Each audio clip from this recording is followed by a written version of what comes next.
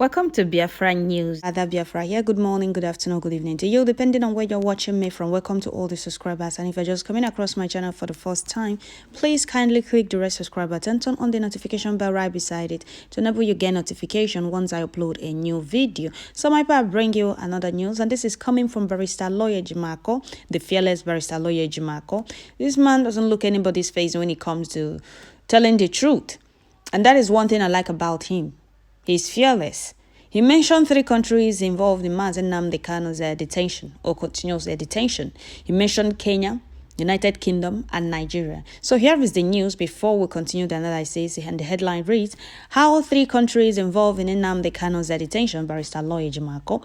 Lawyer Ejimakor, the special counsel to the leader of indigenous people of Biafra, IPOB Nnamdi Kanu, has said 3 governments of the 3 different nations were involved in the incarceration of the self-determination group leader. Ejimakor said Kenya, Britain, and Nigeria took part in the process that landed Kanu in the custody of the Department of State Service, DSS.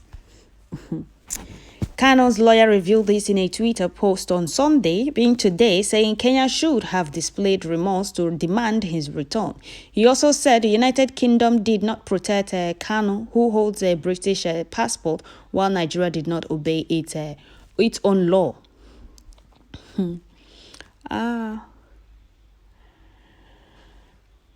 Okay.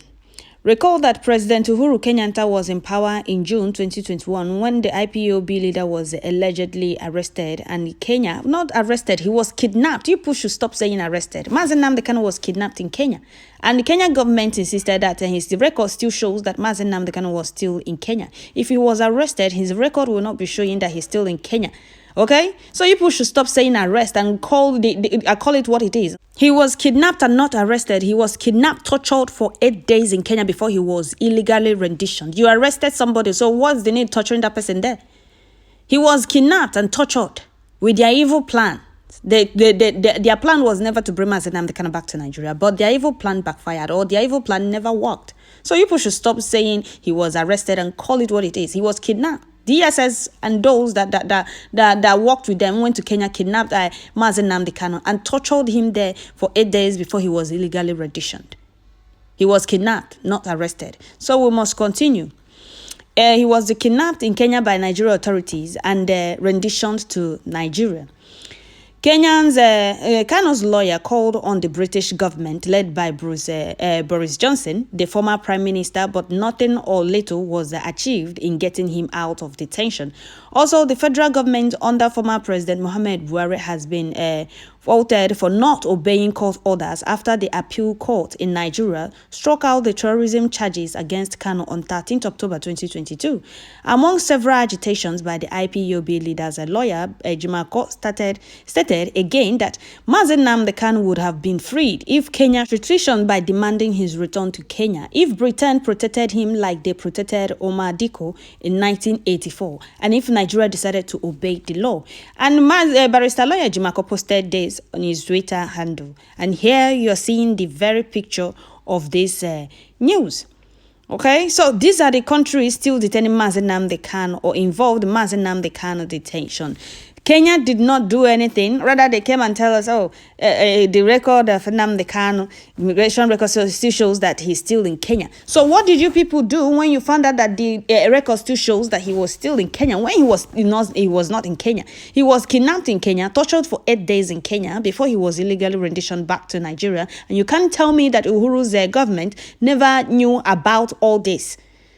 They are all complicit in the kidnap of Nnamdi Kanu. And United Kingdom not doing anything is because Nnamdi Kanu is agitating for Biafra exit from that zoo, or their biggest zoo in Africa. That is why they are not doing anything. But that will not stop the unconditional release of Nnamdi Kanu. It will not. Because you can't tell me that Elohim by blocking their ears and their hearts not to do the right thing. We all should not forget what Ahmadike said. He said that Biafra will be the last miracle on earth. Some of you will be saying, why would he say that? Who told him that? But you people are saying almost all he said has come to pass. Or all he said they have almost come to pass. He told you people now get already selection the last time. Yeah, the same person who you people never believed it. When he told you people now, what is it called? Dangote, whenever Dangote finishes building his refinery, that the price of fuel or liter of fuel will be 500 naira. And now it's being clear to all of you that Dangote's refinery is not going to sell fuel at cheap price, because he will be buying crude oil in foreign currency. Are you people understanding, or are you people seeing what is going on, or are you people now understanding all he said? Is all he said not being clear to you people now? All he said, is he not being clear now? No, it was never clear to you people then. You people saw him as a talkative, or he talks too much, or he doesn't know what he's talking, or he's talking out of point. Some of you were happy that he was brought back to Nigeria for no reason. Nnamdi Kanu committed no crime. His only crime is asking for freedom. I wish all of you in Nigeria know that Nigeria is not working, is not favoring anybody. That is why we want to exit, so that others will be free. If you people don't want to be free, so that we, your friends, will be free. We can't continue being in a country that is not favoring us, in a country that we are being denied everything. Look at what is happening in Nigeria now. Now a law is going to be passed that will favor only the indigents. And I'm sure that all of this is because of Igbos. Some people say, oh, yes, some of these people that left Biafra land and went to another state to develop is because we don't have all these seaports, international airport in Southeast. They denied us all of this, but they are forcing us to be in their one Nigeria, and you people close down all the seaports in Biafra land, all the international airports. It's only in Lagos. If you want to clear your goods, you run to Lagos. You use much more amount of the money used in importing the goods to clear it in Nigeria. Is that a country you people want to continue being in? And moreover, the amalgamation has expired since 109 years ago. It stated in the amalgamation that it's 100 years. Now it's more than 100 years, coupled with 9 years. They are still making it look like the amalgamation has not expired. It have expired, so everybody needs to go their separate ways. But they are forcing they are still forcing everybody to continue being in that contraption. Britain is not doing anything because they don't want their biggest zoo in Africa to divide. But the amalgamation stated that after 100 years, any tribe or group that wants to exit can exit. That is what Lugard said in the amalgamation. But they don't want to obey that because they are Oliver Twist. They are never satisfied. Britain is never satisfied. They don't want to let go, but they will when the time comes. They kidnapped Nnamdi Kanu, and Kenya government said, oh, the record still shows that he's still in Kenya, but they never requested for his return back to Kenya. They kept quiet. Britain is not doing anything. Upon Nnamdi Kanu holding a British passport, they did not still do anything. He's a British citizen. He wasn't traveling with Nigerian passport. It was British passport, but they didn't do anything, or they haven't still done anything. Nnamdi Kanu is still in DSS custody. Appellate court in Abuja discharged and acquitted him all the charges brought against him. They still don't want to let him go. So Nigeria, you see, Kenya, British, and other people. Nigeria is the main thing they use. But all these two countries, they are complicit in the kidnap of Nnamdi Kanu. They can't deny it.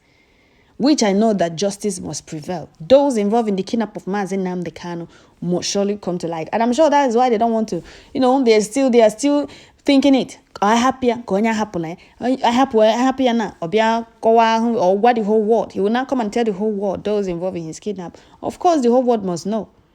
It's not going to continue being hidden. And he must be released, whether you people like it or not. UN human rights arbitrary detention as ordered for Nnamdi Kanu as a release. They gave ultimatum of 6 months. That 6 months have expired. Still nothing. They are still holding Nnamdi Kanu. So Kenya is a complicit in the kidnap of Nnamdi Kanu. Britain is a complicit in the kidnap of Nnamdi Kanu. That is why they find it hard upon court discharging and acquitting Nnamdi Kanu, all the charges brought against him. Why I like barrister lawyer Ejimakor is that he comes out with the truth, and if he's saying it, he will be giving you fact. He said that Britain did not protect Nnamdi Kanu the way they protected. They did not protect Nnamdi Kanu the way they protected Diko in 1984. If Kenya showed contrition by demanding his return to Kenya, if Britain protected him, like they protected Umaru Diko in 1984, if Nigeria decided to obey the law, Nnamdi Kanu's ordeal is a conspiracy of 3 nations against 1 man. Yes, he said it. Go to his Twitter or look at the picture here.